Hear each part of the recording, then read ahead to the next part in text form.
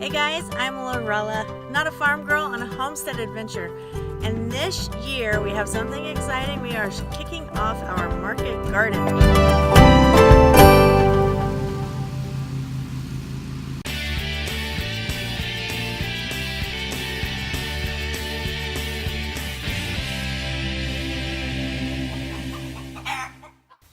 I'll take this down the other end. Okay.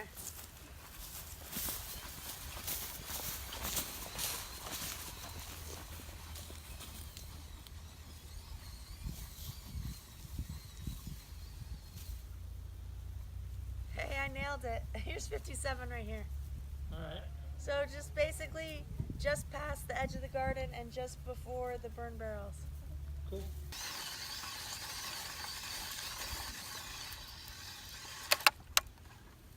All right, what else do we need to think about? Anything? We'll have to move those hay bales. Yeah. Might be good to have your mom's pick up tomorrow Okay. for that and the small coops. Okay. Yeah. Or her low trailer even We don't have a hitch that'll fit it. on her truck. Yeah, either way, whatever. I just thought you could get more of it at once, maybe. Well, all we need is the hay bales and the two coops, and I think all that can go in that truck. And if not, Okay, it's a short two trip. trips. Okay. Yep. That's A lot fine. easier than hooking up and unhooking the trailer. Okay, no problem. All right. Is that it? And then for today? I think so. Let's check on our propane. Okay, that's a good idea. So why a market garden? Why not focus on other things? Well, a garden is going to bring us income in at least 4 ways that I can figure out. One of those ways is going to be direct sales of the vegetables. We're going to hopefully have a table at a farmer's market. And also I'd like to get a few CSA customers and try that route as well. The second way that this garden will bring us income is because we're going to supply our family with the vegetables we need to eat. So that's going to be less money spent at the grocery store, more money in our pockets. The third way in which this garden is going to supply us income is because we are going to learn to can and preserve vegetables for the winter season. So that's going to be less spending during the garden season is income number 2. Less spending next winter is garden income number 3. Garden income number 4 is if we have anything left after what we've sold and what we want to preserve, we're going to be feeding our animals with that. So in turn, their food bill goes down. That's more money in our pocket because we're not spending money on feed. So I just want to kind of go through some of the steps, some of the thinking process that I've had as I start to plan out this garden. I've been reading books, watching videos, and I'm really confused, guys. So the first thing I did was sit down and make a list of what vegetables do we like to eat, what vegetables do I want to grow, and then I made a comparison list of what vegetables Curtis Stone grows, his 5 ones that he focuses on, and kind of saw where those overlapped. And then I went through and I looked up when is the direct seed time for each of those vegetables, because I don't know when we're going to have the funds to cover our dog kennel / greenhouse. I don't know if we're going to be able to do much starting indoors. So just in case we aren't, when is the direct seed date? How long is the grow period from plant till harvest? All that kind of stuff. And looked at that, and then I rearranged the lists in the order of when they go in the ground by month. And then I looked at my list and I was even more confused because I don't know how much bed space each kind of plant is going to take up. I don't know how many harvests you're going to get, because I know with lettuce you get multiple harvests, but some things like carrots, it's like a one-time thing. I don't know, I just don't know. So still very confused. Then I had another brilliant idea, and we took measurements the other day of our garden out here, and so I figured out the length and the width of it, and then I divided that up into 30-inch beds with 2-foot walk spaces. I know some people use a lot smaller walking space, but Chris and I are both kind of bigger people, and so I want to have plenty of room to walk between, to bring a little wheelbarrow between, or wagon, or whatever I need to do. So in our garden space that we have, if you think of it laid out as a rectangle, and I drew this out, well, I'm sure we'll show you. and then you put the beds in like this and make 10-foot beds each with a 2-foot center path and then 2 foot between each bed. In the good gravy, this cold is killing me.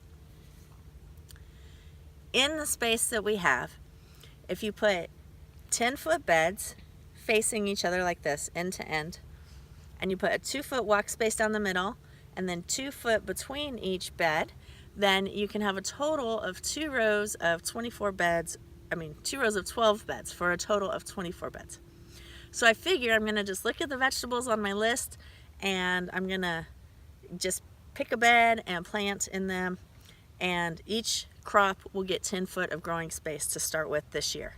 Then we'll see how much produce does each one produce and then next year we can plan better, looking back at what we got this year, what we really enjoyed, what was easy to preserve, all that kind of stuff. So that's what's on the plate for this year, guys. So please stay tuned to all these videos. Okay, before you start commenting, I know it's the wrong time of day to move the coop. The chickens aren't in it, but it's really nice out, guys, and I thought I was working all day, but then my job ended early and I got home and it's gonna drop down to freezing temperatures again. So this is what we're gonna try to do. Move the coop, put the fence mostly up, and lure all the birds in there with some feed and scratch, and then close them in. Wish us luck. I don't wanna have to come out tonight after church and try and hunt down chickens and ducks in the dark.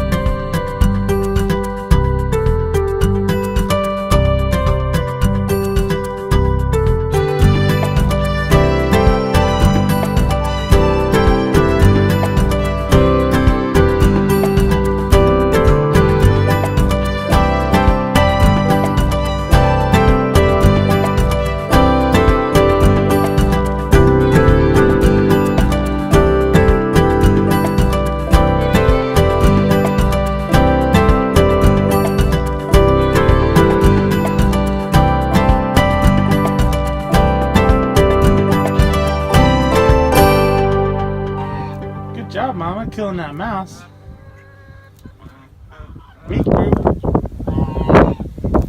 And for all those people out there buying those quote-unquote vegetarian eggs at the store, all that means is your chicken's not getting a natural diet.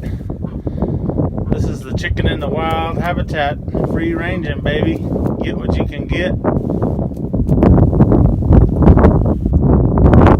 Little field mouse is quite a tasty snack, huh, girl?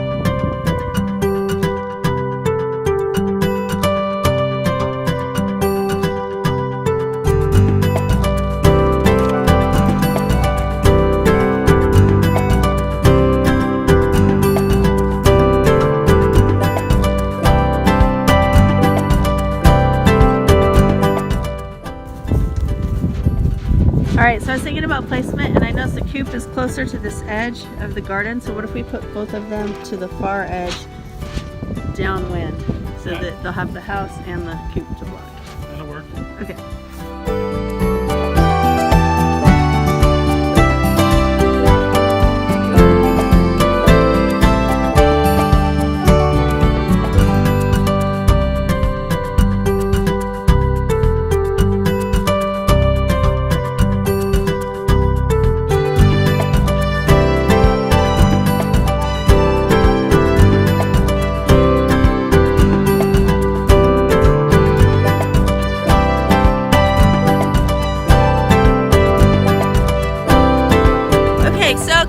About what we're doing. We are putting a step-in post halfway between each of the posts that come attached to the fence to help stiffen the fence up a little bit for structure.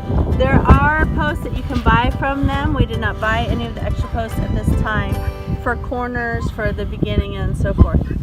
Another thing is that we don't yet have an energizer over here. We decided not to move the one from the other side of the house, or up at the other place, because we need it for the cows and the horses, and that this fence doesn't take as much energy as theirs does, and that we could go with a lower voltage or a lower powered energizer that'll work well for down here, and then we can just run it between here and the house, and we'll have power to both fences at all times, rather than trying to connect all the fencing together on the property.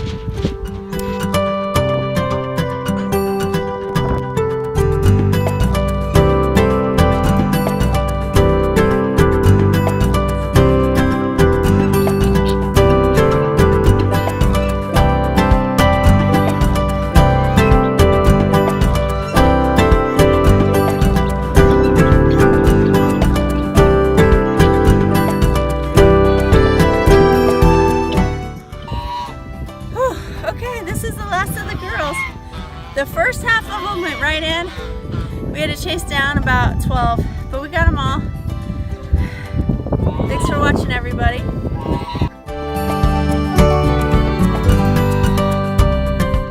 We have started tilling our garden without paying any money for a tiller. We've got our